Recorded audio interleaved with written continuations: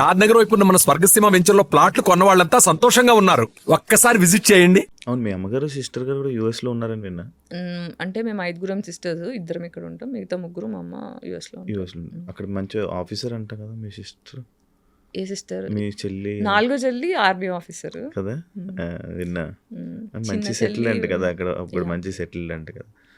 మరి నీకు సపోర్ట్, మరి మీరు కూడా వెళ్ళిపోతే బాగుండేది కదా అక్కడికి. వెళ్ళిపోతే బాగుండేదంటే ఆనెస్ట్గా చెప్పాలంటే డిస్ఫంక్షనల్ ఫ్యామిలీలో ఏమవుతుందంటే పేరెంట్స్ ఏం చేస్తారు, ఒకరిని అబ్యూస్ చేస్తారు, ఒకరు నెత్తి మీద పెట్టుకుంటారు, మిగతా వాళ్ళు చెప్పే కదా గోల్డెన్ చైల్డ్, స్కేప్ గోడ్. నేను స్కేప్ గోడ్ చైల్డ్, ఇంకో చెల్లి గోల్డెన్ చైల్డ్. అంటే నేను చెప్పినట్టు నువ్వు వినకపోతే ఇలా బగలు కొడతా, చెప్పింది వింటే ఇలా నెత్తి మీద పెట్టుకుంటా అని 2 ఎగ్జాంపుల్స్ క్రియేట్ చేశారు.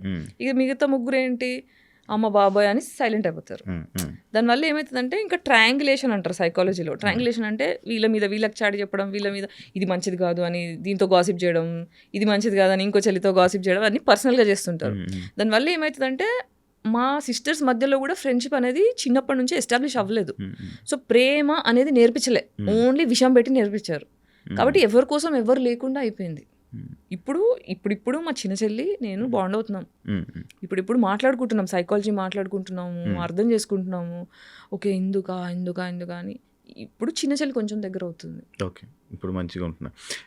యాక్చువల్లీ నేను ఎవరినైనా యాక్ట్రెస్ని కానీ ఎవరినైనా ఇంటర్వ్యూ చేసేటప్పుడు నార్మల్గా కమిట్మెంట్ అలాంటి ఇష్యూ మీకు వచ్చిందా అని అడుగుతాను ప్రతిసారి. ఎవరు వచ్చినా నేను అడిగే ఒక క్వశ్చన్ అయితే ఇది పక్కా ఉంటుంది. కానీ నేను మిమ్మల్ని అడుగుతున్నా, మీరు ఎప్పుడైనా కమిట్మెంట్గా వెళ్ళారా సినిమా ఆఫర్ కోసం?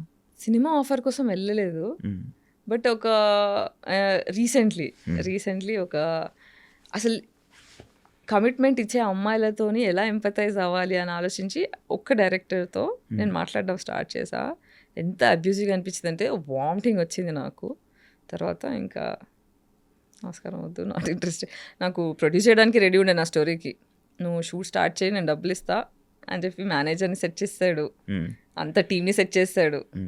తర్వాత నా వల్ల అవ్వట్లేదు, నాతో కాదు అని నా పావర్టీ బతుకు నేను బతికిస్తా, పర్లేదు అలవాటు అయిపోయింది నాకు అని చెప్పి లైట్ తీసుకున్నాను. మీరు సినిమా ఇండస్ట్రీలో చేయలేదు, నేను ఎప్పుడు చేయలేదు. మీకు ఎప్పుడు ఇబ్బంది కూడా రాలేదు ఆ టైంలో? అంటే సినిమాలు చేసాం అంటే చేసిన వాళ్ళు ఇబ్బంది పెట్టలేదు కాబట్టి చేసినవి చేసా. కానీ ఒక్క సినిమా సగం నుంచి ఇబ్బంది పెట్టడం స్టార్ట్ చేశారు. అది నేను ఇంకా హరాస్మెంట్, ఇంకా అతి జాగ్రత్తగా నా ఫ్రెండ్ ఎప్పుడు వెళ్ళినా సింగిల్గా వెళ్ళకుండా అలా రేప్ అటాక్ చేశారు లిటరల్గా. అప్పుడు ఫస్ట్ ఐ డ్రీమ్ ఇంటర్వ్యూలో చెప్పిన ముచ్చటనే అది.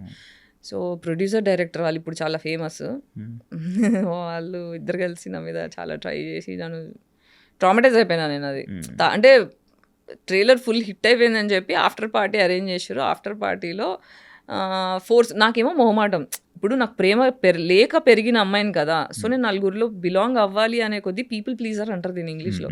ఆ పీపుల్ అందరూ నా గురించి పాజిటివ్గా ఆలోచించాలనే ప్రెషర్లో మొహమాటం ఎక్కువ వచ్చేస్తుంది, నో చెప్పడం కష్టమైపోతుంది.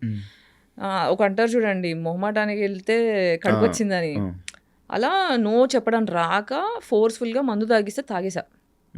నాకు మందు పడదు. ఫస్ట్ ఆఫ్ ఆల్ నాకు హెల్త్ ఇష్యూ ఉండడం వల్ల ఏంటంటే మందు తాగితే ఫుల్ బ్యాక్ పెయిన్ వచ్చేస్తుంది.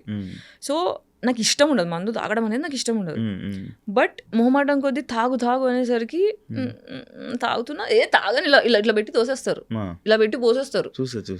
అలా చేసేసరికి అవుట్ అయిపోయిన తర్వాత నా బాయ్ ఫ్రెండ్ తీసుకొని వెళ్ళా, ఎందుకైనా మంచిది సేఫ్ సైడ్ అని.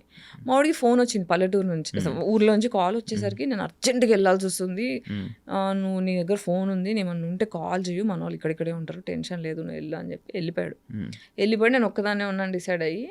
ఇంకా ఇంటికి కార్లో డ్రాప్ చేస్తామని తీసుకెళ్ళడం స్టార్ట్ చేశారు. కార్ది టైర్ రిపేర్ ఉంది, మన ప్రొడ్యూసర్ గారు డ్రాప్ చేస్తారు, వాళ్ళ ఇంటి దగ్గర డ్రాప్ చేసేసి నేను రిపేర్కి వెళ్తాను. మన డైరెక్టర్ నన్ను ప్రొడ్యూసర్ దగ్గర ఇంటి దగ్గర డ్రాప్ చేసేస్తే కింద నిల్చొని ఉన్నా, ఏదో ఫోన్ పట్టుకొని నాటకాలు చేసి డ్రైవర్ రావడానికి ఇంకో 20 minutes పడుతుందంట గాయత్రి, రాత్రి అవుతుంది కదా పైన కూర్చుందా అని వెళ్ళి నా డ్రెస్ లాగడం స్టార్ట్ చేసిండు. నన్ను ఆ డ్రెస్ కాపాడింది, పెద్ద గౌన్ ఉండే, మా డిజైనర్ అన్ని కుట్లేసింది, లూజ్ ఉందని చెప్పేసి ఎక్కడికక్కడ స్టిచ్చెస్ చేసి, చాలా థిక్ క్లాత్ ఉండే, ఇలా పట్టుకొని మొత్తం డ్రెస్ అంతా ఇలా పట్టుకొని కూర్చున్న మూలకి 1 గంట సేపు హరాస్ చేసి, నా ఫోన్ స్విచ్ ఆఫ్ అయిపోయింది, నేనేమో తాగేసి ఉన్నా, నాకేం అర్థం కావట్లేదు. అలా కొట్టేసుకొని లాస్ట్కి 1 గంట చూశాడు. దాని తర్వాత ఏం పని అయ్యేటట్లేదని మళ్ళీ మన డైరెక్టర్కి ఫోన్ చేస్తే మళ్ళీ వాళ్ళే వచ్చి తీసుకెళ్లారు. అందులో కార్లో మళ్ళీ వేరే వాళ్ళు ఉన్నారు. ఓకే, వాళ్ళు ఏమనుకుంటున్నారు, నా జుట్టు జరిగిపోయి ఉంది, నేను ఏడుస్తున్నాను, పని అయిపోయింది అని వీళ్ళు ఇట్లా చూస్తారు, ఇలా చూస్తున్నారు. దాని తర్వాత వీళ్ళని ఫాలో అవుతూ ఇంకొక ఈవెంట్ మేనేజర్ బైక్ మీద వస్తున్నాడు. నేను ఫుల్ షాక్లో డ్రామాలో అసలు ఏం జరిగిందని ఇట్లా ఇలా కూర్చొని పోయి ఉన్నా. నా ఇల్లు వచ్చింది, దిగిపోయా. ఆ ఈవెంట్ మేనేజర్ వచ్చి ఇట్లా గలీజ్గా హగ్ చేసుకొని ఇలా అంతా నొక్కేస్తున్నాడు. ఇలా కళ్ళు తిరుగుతున్నాయి నాకు, ఫోర్స్ పనిచేయట్లేదు. ఫస్ట్ ఆఫ్ ఆల్ షాక్లో ఉన్నా, డిసోసియేషన్లో ఉన్నా, ఫ్రీజ్ మోడ్లో ఉన్నా, తాగేసి ఉన్నా. ఇలా చేసేసరికి నేను ఒక 10 రోజులు నార్మల్ మంచి తినలేదు, నిద్రపోలేదు. జస్ట్ అలా కళ్ళలోంచి నీళ్ళు పోతున్నాయి. సో ఇలా జరిగిన తర్వాత ఇంకా ఆ సినిమా అయిపోయేదాకా నా బాయ్ ఫ్రెండ్ని పక్కన పెట్టుకొని నేను రాను, నేను ఒక్కదాన్ని వెళ్ళాను. అది కూడా ఎందుకు వెళ్ళా అంటే, ఇప్పుడు ఇది జరిగింది, ప్రూఫ్ లేవు, నేను ప్రూఫ్ చేసుకోలేను. అప్పటికి నేను ఆ సినిమా మీకు తెలిసిపోతుంది, నేను సడన్గా మాయమైపోతాను. ఎండింగ్లో క్లాస్లో నేను కనిపించాను. ఎందుకు ఈ క్యారెక్టర్ మాయమైపోయింది అని క్వశ్చన్ వస్తుంది ఆడియన్స్కి. నేనేంటంటే ఇప్పుడు అందరికీ ఏం చెప్పాడు, గాయత్రి సీరియస్గా లేదు, నాకు ఫోన్లు ఎత్తట్లేదు, టైం ఇవ్వట్లేదు, అసలు అమ్మాయికి సిన్సియారిటీ లేదు, అలా ఇలా అని నా గురించి నెగిటివ్గా మాట్లాడడం స్టార్ట్ చేశాడు. ఆ మాట నిజం అవ్వద్దు, నా సినిమాలు వేరే సినిమాలు పాడగావద్దు, ఈమెకు వర్క్ ఎథిక్స్ లేవు, ఈమె హార్డ్ వర్క్ చేయదు అన్న పేరు ఖరాబ్ కావద్దని ఒప్పుకున్నా. కాబట్టి ఫినిష్ చేస్తా అన్నట్టు జాగ్రత్తగా ఫినిష్ చేసుకున్నా.